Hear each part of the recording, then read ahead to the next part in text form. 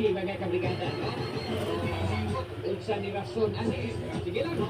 Basta diri lang sa tanay, 7 Brigada Rules FM Cebu, mga kabrigada.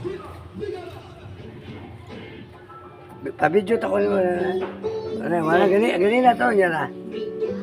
Tulong kani para siya ba. Ano ba? Epot niya. Kana Kana mo na eh. kaptak siya di ba?